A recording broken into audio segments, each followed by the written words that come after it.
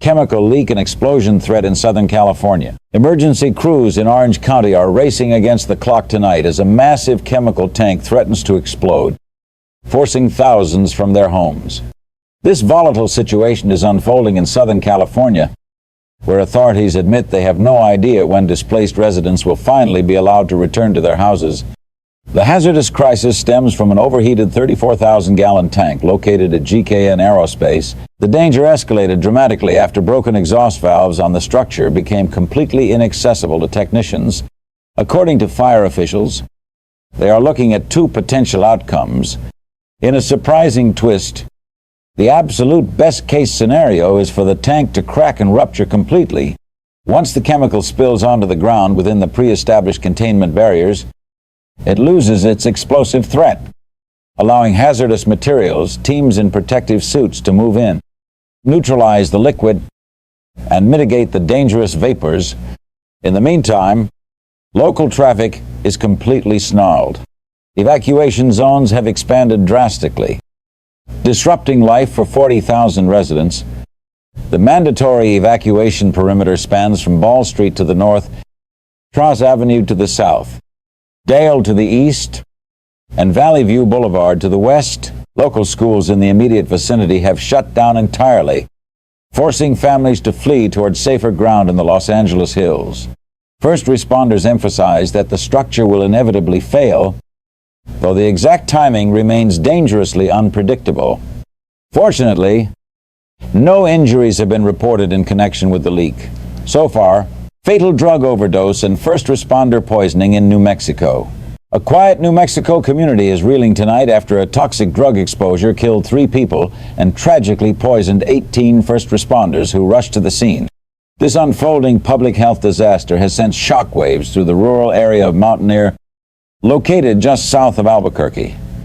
Preliminary investigative findings have now identified the deadly substance at the center of this emergency as an incredibly hazardous illicit powdered drug cocktail. Investigators confirmed that a lethal mixture of fentanyl, methamphetamine, and an even more dangerous illicit variant of fentanyl was present inside the home.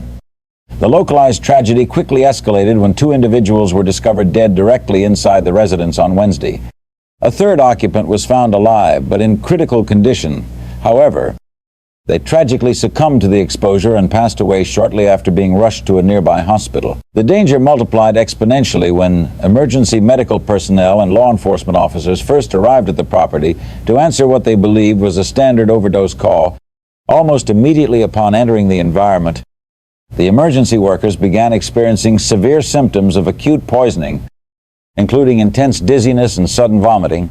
In total, 18 frontline first responders were exposed to the airborne toxins and had to be rushed to the hospital for urgent medical intervention, while the majority of the affected personnel have thankfully been discharged after treatment.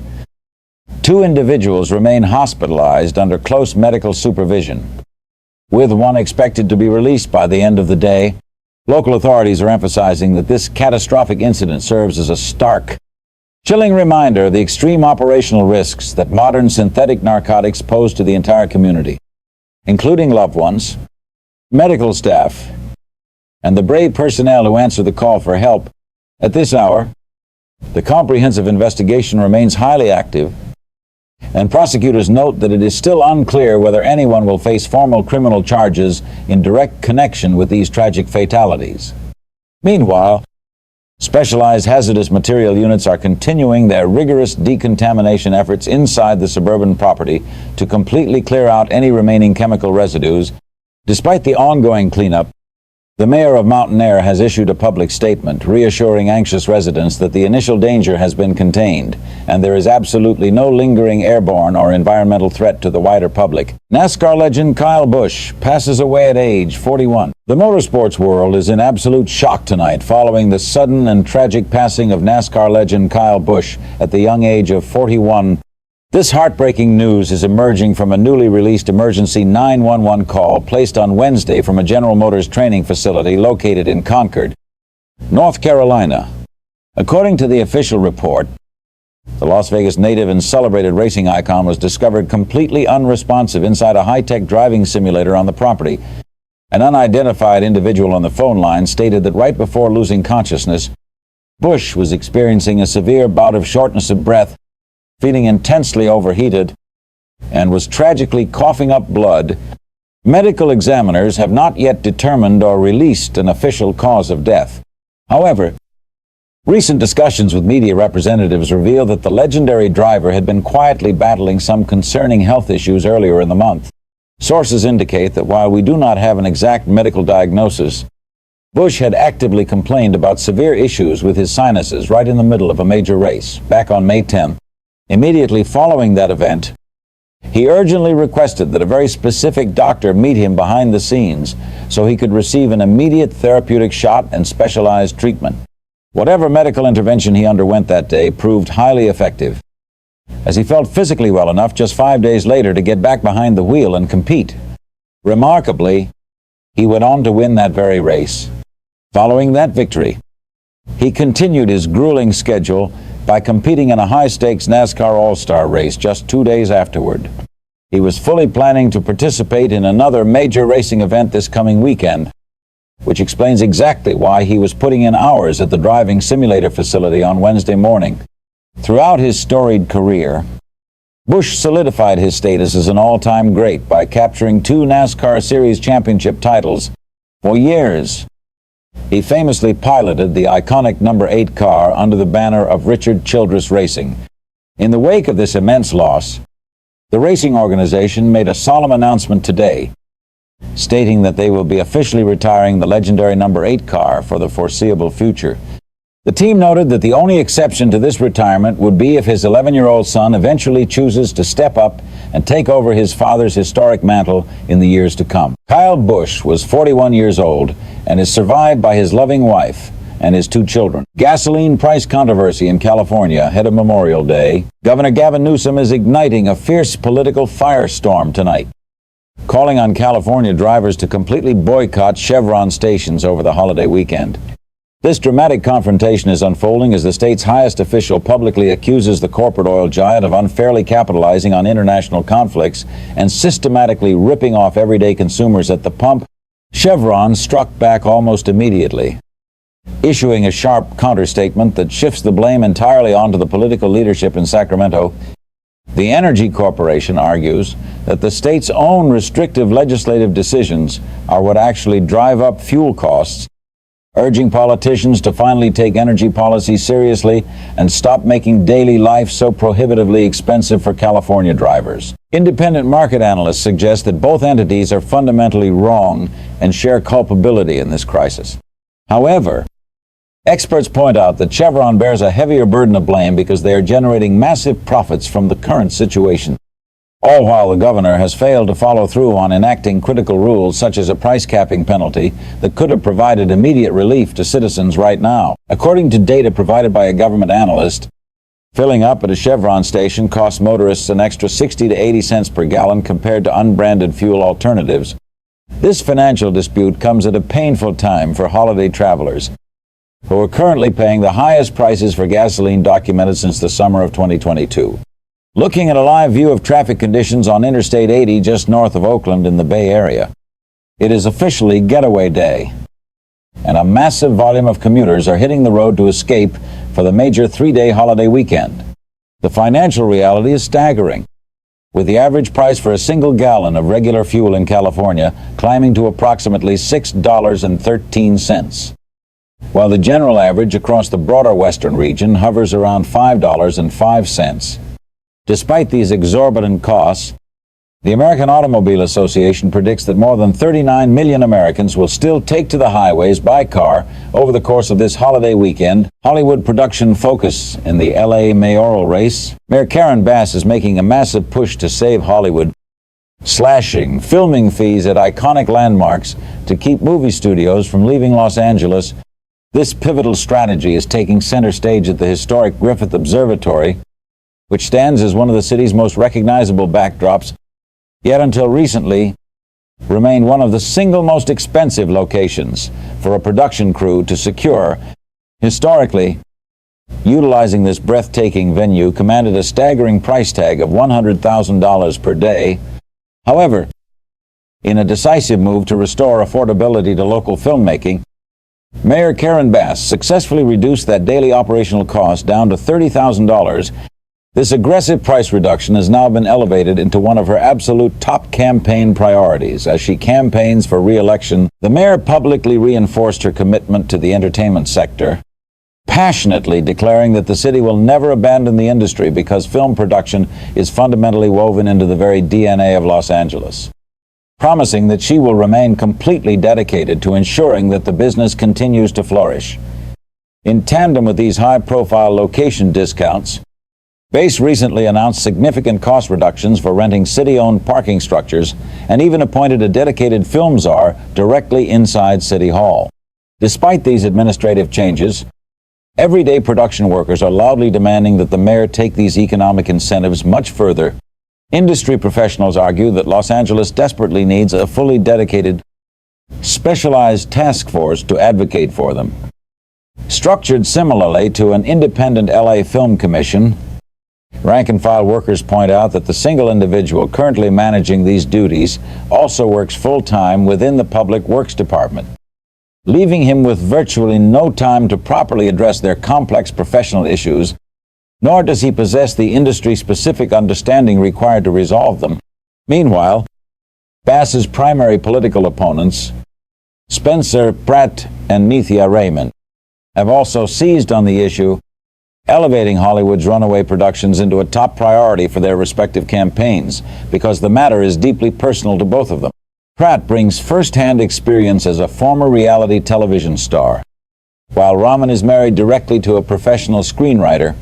Addressing the crisis, Raman stated that she would fully staff an aggressive film office inside City Hall to ensure that local government is not merely reacting to incoming production requests, but is actively courting major studios and independent production companies to set up shop locally. She emphasized the urgent need to establish an environment with no fees whatsoever, declaring that it is time to bring this vital business back home because the broader economic revenue will naturally follow once people are actually able to stay and work within the state. For his part, Pratt has pledged that he will slash existing fees directly in half and work tirelessly to heavily subsidize Film LA, the organization currently tasked with managing all logistical permits across the city. Simultaneously, Raman noted that she would specifically like to lower and completely eliminate municipal fees for independent and mid-sized creative projects. Statistically speaking, actual shoot days across Los Angeles are visibly down when measured against the booming first quarter of 2025. However, encouraging economic signs show that production numbers have bounced back upward from the dismal fourth quarter of 2025 by a solid 11%. Despite this slight rebound, a prominent advocacy group known as Stay in LA warns that just because Los Angeles was the historic birthplace of modern cinema, municipal leaders cannot afford to take the sector for granted. Representatives from the group expressed frustration that the film industry's position on the city's priority list continuously gets shoved down further and further behind other issues. They argue there is a profound lack of genuine appreciation and attention for the film industry, which has been severely taken for granted for decades. On a statewide level, the industry did receive a massive economic lifeline when lawmakers successfully voted to double the funding for the Film and Television Production Incentive Program last year. Reporting from Los Angeles, this is Kelly Sabry for Fox Business, Social, Legal, and National News Briefs. Attorney General Raul Labrador is declaring a major legal victory tonight as a highly contested school privacy lawsuit in Idaho is abruptly dropped. This unexpected development comes after a profound tragedy as the student at the very center of the legal battle passed away in January, prompting the plaintiffs to voluntarily dismiss their case on Wednesday. The controversial 2023 state law requires all students to utilize bathrooms, locker rooms, showers, and overnight facilities that strictly correspond to their biological sex. Those challenging the statute had argued that the restrictions directly violated Title IX, the Equal Protection Clause, and the fundamental right to privacy. Legal representatives for the plaintiffs issued a formal statement clarifying that the dismissal was executed without prejudice. meaning the lawsuit can legally be refiled in the future if deemed necessary. It is also important to note that 2 other active lawsuits challenging restroom bans are currently working their way through the Idaho court system. Nevertheless, Idaho Attorney General Raul Labrador released a firm statement reassuring families that the privacy law remains fully in effect and will be vigorously maintained throughout the state. This legal update follows a massive, sweeping shift in United States immigration policy announced by the federal government today. Under a major new directive, non-citizens who have officially applied for a green card are now strictly required to leave the country and wait abroad while their applications are processed. This newly enforced requirement applies broadly, impacting individuals who are currently residing in the United States legally, regardless of whether they have legal spouses or children who hold U.S. citizenship. Officials from U.S. Citizenship and Immigration Services state that the agency will only grant waivers for this departure requirement under highly extraordinary circumstances, while administration officials maintain that the policy simply reflects the original true intent of immigration law. The controversial move is highly likely to face immediate challenges in federal court. Simultaneously, residents in Washington and Hawaii are experiencing a major shift in reproductive health care access as a new medical service arrives directly in their households. Planned Parenthood is officially launching a proactive, just-in-case prescription service in those 2 states, allowing residents aged 18 and older to obtain and keep pregnancy termination medications on hand. The prescribed regimen, consisting of mifepristone and misoprostol, is designed to terminate early-stage pregnancies up to 12 weeks by initiating a 2-day biological process that mimics a natural miscarriage. Medical organizers state the program is designed to provide critical reassurance to women, ensuring they already possess necessary care ahead of time without having to worry about traveling 50 miles or more to an open clinic during an emergency. Since the overturning of Roe v. Wade, 21 states across the nation have actively rolled back, banned, or severely limited health care access, even though medical statistics indicate that 1 in 4 women in the United States will utilize these services in their lifetime. Meanwhile, a fired Phoenix police official is grappling with a major legal setback in his fight to reclaim his career. A federal judge has officially denied former Phoenix Police Sergeant Dustin Mullins' urgent request to be reinstated on paid administrative leave while his broader lawsuit against the city moves forward. Mullen was formally terminated last week following an internal investigation into an incident in January, where he showed up off-duty to a student-led anti-ICE protest in the city of Chandler. While off the clock, Mullen arrived at the demonstration heavily armed, wearing a face mask and sporting a prominent Trump 2024 shirt. Incriminating body camera footage captured Mullen explicitly telling on-scene officers that he actively wanted the demonstrating teenagers to assault him so that they could be arrested. Phoenix Police Chief Matthew Giordano subsequently terminated the sergeant, stating that Mullen's volatile actions completely shattered community trust. Although Mullen's lawsuit claims his presence at the event is protected under the First Amendment, U.S. District Judge Susan Brnovich ultimately refused to force the city to hand Mullen his job back right now. The federal judge ruled that a temporary loss of income does not constitute irreparable harm because Mullen can recover that money later if he wins his lawsuit, forcing the case to move forward in federal court, while his attorney vows to continue pursuing the matter to protect the constitutional rights of all its members.